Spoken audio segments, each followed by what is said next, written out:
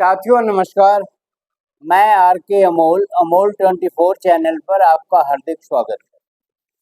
आज आपसे महंगी धातुओं के रिटर्न के संबंध में चर्चा करेंगे। धातु तो बहुत हैं, लेकिन मुख्यतः मैं सोने और चांदी के बारे में बात करूँगा जो आम आदमी की पहुंच के अंदर है या आम आदमी के घरों में भी पाई जाती है या आम आदमी भी इसे खरीदता बेचता है। बात सोने की और चांदी की हो रही है। सोने और चांदी में 24 के बाद लगभग 43% रिटर्न मिला है, जो किसी भी प्रकार से अन्य वस्तुओं के अपेक्षाकृत बहुत ज़्यादा है। सोने में अप्रत्याशित बढ़ोतरी हुई है, चांदी में भी अप्रत्याशित बढ़ोतरी। दोनों धातुओं का दाम जो है वो अंतर्राष्ट्रीय होता है। अंतर्राष्ट्रीय स्तर पर भी इनमें उतार चढ़ाव से बाजार में काफ़ी उतार चढ़ाव रहता है। सोना एक मानक के रूप में लिया जाता है। ये एक पैमाने के रूप में रखा जाता है। सोने का भाव इतना है।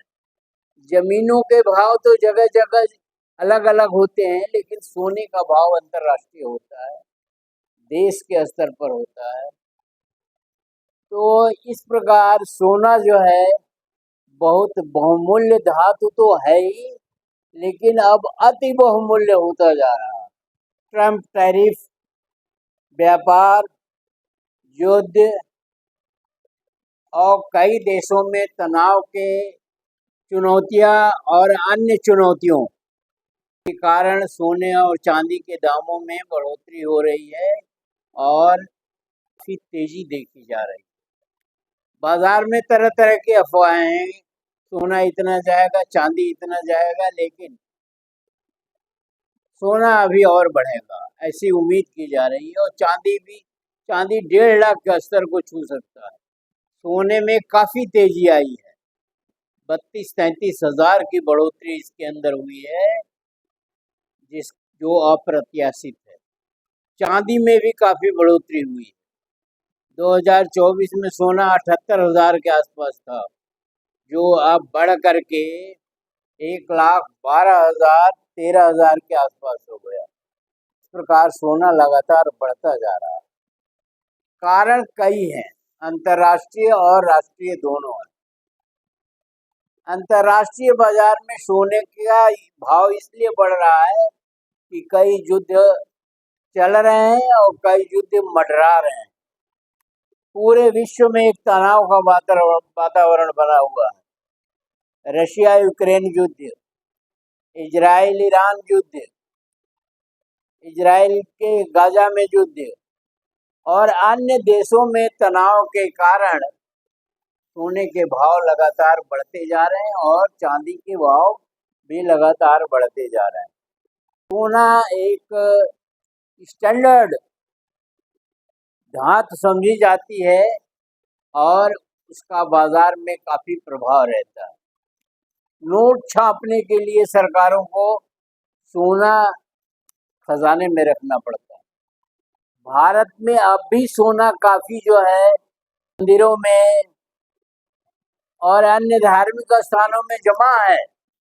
अगर वो सोना निकल आए तो सोने के भाव में कुछ गिरावट आ सकती है, लेकिन वो सोना क्योंकि उसके धार्मिक कारण है या धार्मिक उसमें तथ्यों के ऊपर जो है वो सोना जो चढ़ावे का होता है वो मंदिरों में जमा है और वो सोना टनों में है। ये तो भारत की बात हो गई। चांदी भी सोने से पीछे नहीं है। चांदी में रिटर्न भी सोने से के बराबर ही है, उससे अधिक ही है। 46% के आसपास चांदी में बढ़ोतरी हुई है। यह एक बहुत बड़ी बढ़ोतरी है, ये 1.5 गुना के करीब है। 2024 में चांदी 88-89 हज़ार रुपये थी, जो अब बढ़ करके करीब 1,28,000 रुपया हो। एक बहुत बड़ा उछाल है। इस प्रकार सोने और चांदी में बहुत उछाल है और सोने और चांदी की ये उछाल लोगों का कहना है या भविष्यवाणी है कि ये और बढ़ेगा। अगले 6 महीनों में उम्मीद है कि सोना 1,35,000 तक जा सकता है और चांदी जो है 1.5 लाख के आसपास जा सकती है। एक बहुत बड़ा उछाल है। यह एक सुरक्षित निवेश है, क्योंकि सोना अगर नीचे भी आता है तो इतना नीचे नहीं आएगा कि जो आपके खरीद से बहुत ज़्यादा नीचे आ जाए, ऐसा नहीं होता है। बड़ा ही निश्चित दायरे में घूमता है इसके रेट, और ये बहुत ज़्यादा इसमें तेजी, एक बार एक उछाल और एक बार गिरावट, मतलब रिस्क बहुत कम होता है। ऐसे ही चांदी में भी है। चांदी के औद्योगिक क्षेत्रों में भी चांदी की खपत होती है। बहुत सारे जो है, आपको ये पता होगा कि बहुत सारी चीज़ें जो है वो चांदी की कोटिंग की जाती है या चांदी का उसमें इस्तेमाल किया जाता है, केमिकली भी इसमें होता है। चांदी जो है कि तारों में बहुत कम रेजिस्टेंस पाया जाता है। अगर के चांदी के तारों से बिजली की लाइनें खींची जाए तो उसमें बहुत कम वोल्टेज ड्रॉप होता है या किसी इस तरह की चीज़ें होती हैं, और रेजिस्टेंस उसका करीब करीब बहुत कम होता है। कम रेजिस्टेंस की वजह से विद्युत प्रवाह बहुत तेज़ी से होता है। ये संभव नहीं है किसी भी देश में, क्योंकि उसमें तो कई तरह के व्यवधान शुरू हो जाएंगे, लेकिन एक एक उसका गुण है।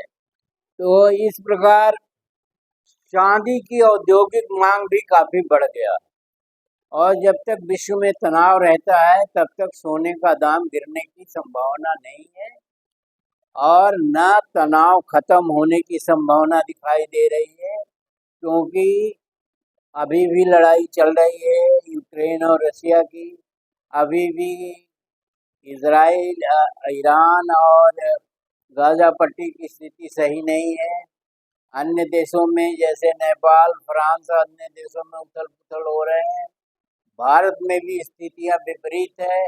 ऐसी स्थिति में सोने के दाम नीचे आने की संभावना कम प्रतीत होती है, और सोना एक अच्छा निवेश भी माना जाता है।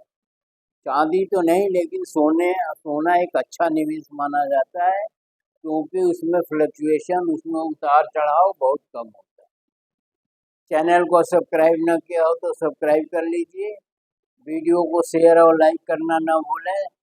धन्यवाद। जय भारत, जय संविधान।